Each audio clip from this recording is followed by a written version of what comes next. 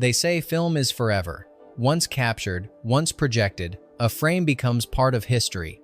But what if history was rewritten quietly, surgically, with no trace left behind? There exists a shadow reel of cinema, versions of films that once played perhaps only once, only to be pulled, altered, or buried. Director's cuts that revealed too much, studio edits that tested too poorly, scenes that haunted preview audiences or exposed uncomfortable truths. These weren't mere alternate endings or deleted extras. These were entire narratives, darker, longer, sometimes more honest, and sometimes far more dangerous. Today, they survive only in whispers. A newspaper review from opening night mentioning a now non-existent scene, a VHS screener sent to a forgotten critic, a grainy photo of a movie theater marquee announcing a title that no longer matches the film inside. In a medium obsessed with preservation, how did these versions vanish? Who decided what the public was no longer allowed to see? And more chillingly, why? Some say it was censorship. Others point to legal threats. There are even those who believe some cuts held secrets, messages hidden in plain sight that someone didn't want decoded. This isn't a list of director's cuts you can buy on Blu-ray. This is about the ones you can't. The edits that studios pretend never existed. The cuts so obscure, so scrubbed, that even naming them feels like invoking something forbidden. So tonight, we venture into the reel that was, and then wasn't. Here are 15 films with alternate cuts no one can find anymore. And as we begin, ask yourself, were these edits simply creative detours or dangerous versions of the truth? 1. Wake in Fright, 1971. The Lost Alcoholic Cut.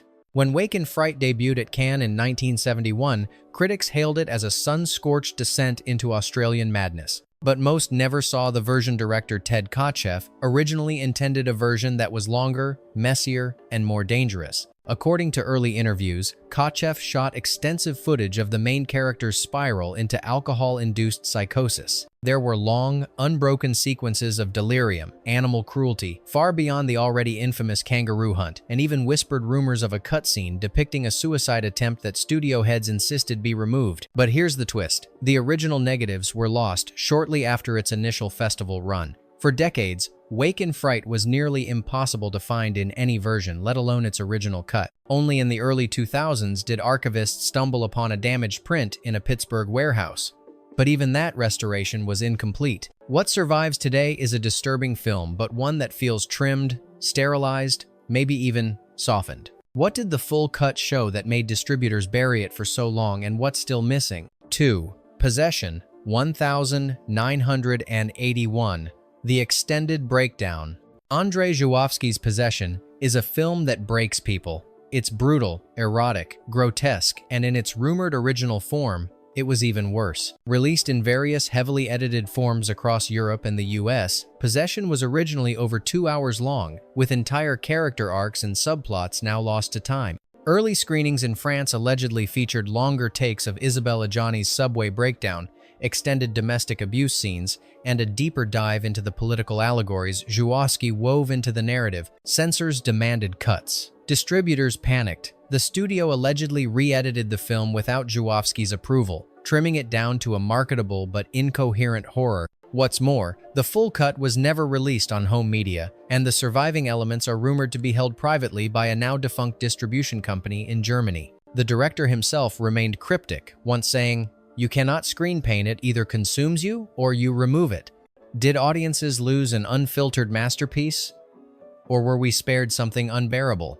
3. The Ninth Configuration, 1980. The Sanctioned Breakdown. The theatrical version of The Ninth Configuration is already a strange beast, part war trauma, part theological puzzle, part dark absurdist comedy. But the original cut? It was something far more unstable. Written and directed by William Peter Blatty, yes, the man behind The Exorcist, this film was meant to be his grand metaphysical statement. But the original version, running nearly 140 minutes, was said to push audiences into psychic freefall. Gone were the jokes. Extended sequences supposedly delved deeper into the character's psychosis, blurring the line between therapy and madness. The final act, in particular, was said to contain a nihilistic monologue later cut for being too dangerous for public consumption. Despite being the film's creator, Blatty's full cut was never restored. He claimed the reels were lost in transport, a suspiciously vague answer that only deepened the legend. Today, what survives is a haunting, fragmented version of what might have been a masterpiece or a breakdown captured on celluloid. Was the full version a cinematic revelation, or simply too raw for an audience to endure? 4. Peeping Tom, 1960, the castrated version. Before Psycho, there was Peeping Tom. Michael Powell's voyeuristic nightmare of a killer cameraman shocked critics into full-on rejection, effectively ending Powell's career. But what many don't realize is that the version most people saw wasn't even the full horror. In its earliest UK screenings, Peeping Tom reportedly included extended sequences from the killer's point of view, lingering shots of victims' final moments, and a far more intimate look at his childhood trauma. These scenes were said to be too psychologically damaging, and under pressure from censors and tabloids, the film was quietly trimmed just days after its premiere. The uncut reels were supposedly sent to Germany for safekeeping, but never returned.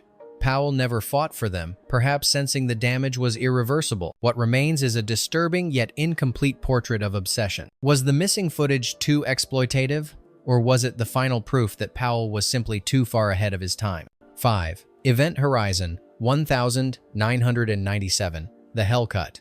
Paul W. S. Anderson's Event Horizon is remembered for its Lovecraftian atmosphere and flashes of extreme gore, but fans have long whispered about a longer, bloodier version one that turned fleeting horror into full-blown torment. Early cuts of the film reportedly ran over 130 minutes, including extended visions of hell that were trimmed for being too disturbing. These scenes featured mutilated crew members, graphic acts of violence and blasphemy, and a scene involving children that Anderson himself admitted went too far. Paramount demanded heavy cuts after test audiences reacted viscerally, some walking out, others reporting nightmares. The deleted footage was stored on magnetic tape and film reels, which were then either misplaced or damaged beyond recovery. To this day, Anderson has expressed interest in restoring the footage, but claims it's gone forever.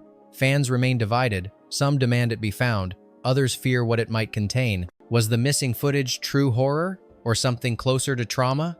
6. The Exorcist III, 1990, The Blatty Resurrection. The Exorcist III is already a strange sequel, philosophical, cerebral, and punctuated by moments of sheer terror. But William Peter Blatty's original cut, titled Legion, was something entirely different. In Blatty's version, the focus remained tightly on dialogue and psychological horror. There were no exorcisms, no fiery special effects, just a slow-burning descent into metaphysical dread. But studio execs wanted action, so they ordered a new ending, a new character, and a rushed exorcism sequence that Blatty despised. While some elements of his cut have surfaced on Blu-ray supplements, the complete original film remains lost. Fans have cobbled together unofficial reconstructions using storyboards and rough footage, but the full version remains unseen. Blatty called his original a film about guilt and God's silence. The version we got, louder, but somehow emptier. Would Legion have redefined horror sequels or vanished in silence for a reason?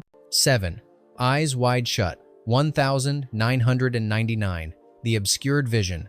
Stanley Kubrick died just days after delivering his final cut of Eyes Wide Shut to Warner Brothers. But which version did he submit and which version did we see? The film, already a cryptic spiral into sexual obsession and elite secrecy, was further shrouded in mystery after its US release. Digital figures were infamously added to block out explicit orgy content allegedly to secure an R rating. But deeper rumors persist that Kubrick's original had a different ending, longer ritual scenes, and symbolic imagery that made the subtext impossible to ignore. Sources close to the production hinted that he was forced to make last-minute compromises and that the studio feared potential backlash over what the film was really implying. Some believe the orgy sequence was once far more disturbing, not for its nudity, but for who was represented within it. Despite extensive fan petitions, no alternate cut has ever been released. Warner insists the final film was Kubrick approved, but with the director gone, so is the truth. Did Kubrick show us too much, or was the real danger in what he left out? 8.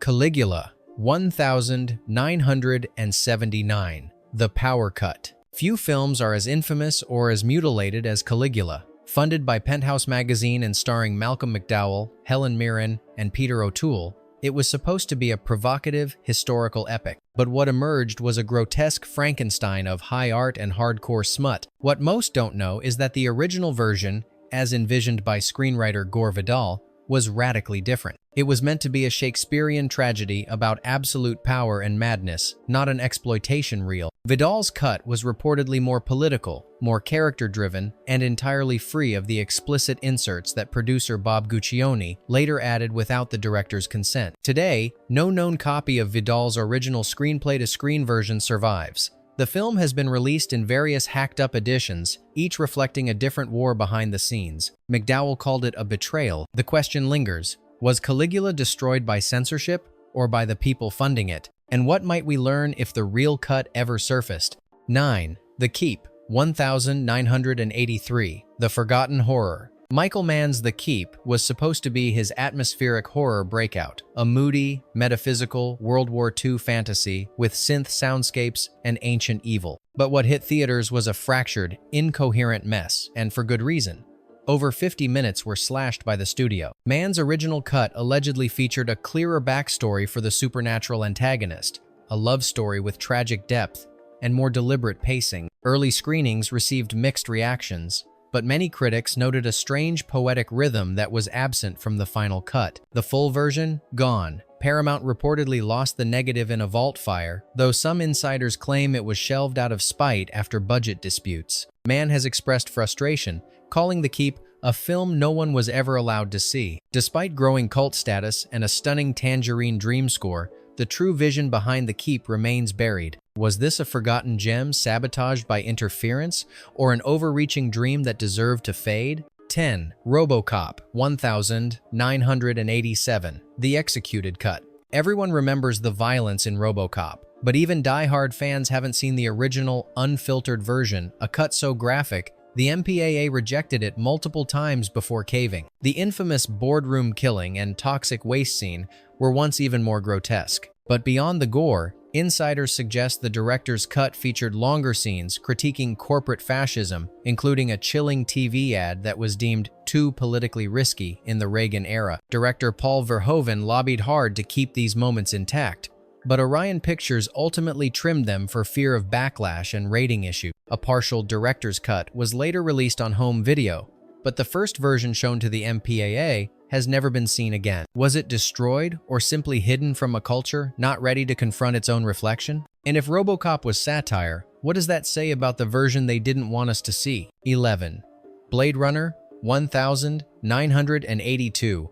The Voice in the Void. By now, everyone knows there are multiple versions of Blade Runner: the director's cut, the final cut, the international cut. But there's one version that doesn't officially exist and may never be seen again. Before the theatrical release, a rare internal cut circulated among Warner Brothers execs, including voiceover-free sequences, alternate dream scenes, and a more ambiguous ending, even starker than the one Ridley Scott eventually approved. This version, rumored to run nearly 130 minutes, was dubbed the Work Print Prime. It was reportedly screened only once to a test audience in Denver in 1982, who left bewildered, disturbed, and strangely quiet. Afterward, Scott was asked to add narration and a happier ending. The voiceover was later condemned by both Scott and Harrison Ford, but what few realize is that some sequences in the Denver version were never reinserted into any future cut. No studio confirms possessing it. Bootleggers have hunted it for decades. Some say it was destroyed. Others claim a single reel still exists in private hands, behind locked doors. Did it offer a version of the future too real, too slow, or too human for 1982 to accept?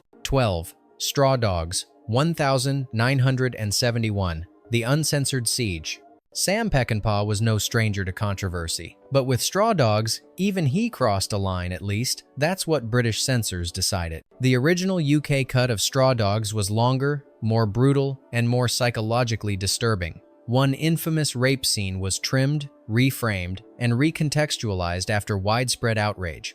But early internal screenings featured an even more prolonged depiction, with added layers of character ambiguity that critics later claimed blurred the line between consent and coercion too dangerously. More shocking still were the later siege scenes. In the original cut, David's transformation into a killer was less triumphant and more psychotic, a quiet suggestion that perhaps the villain had become something worse. Censors forced multiple edits, and even some film reels in circulation were cut differently depending on region and year. Today, several versions exist, but none match the rawness of that first screening. The full original? Possibly lost, possibly buried. Was Peckinpah's version too cruel or just too honest about how violence really lives in men? 13. The Wicker Man, 1973, The Burned Cut. Robin Hardy's The Wicker Man is already a cult classic, a slow-burn descent into pagan horror, capped by one of cinema's most chilling finales. But the version most know is not the one Hardy intended. His original cut ran nearly 102 minutes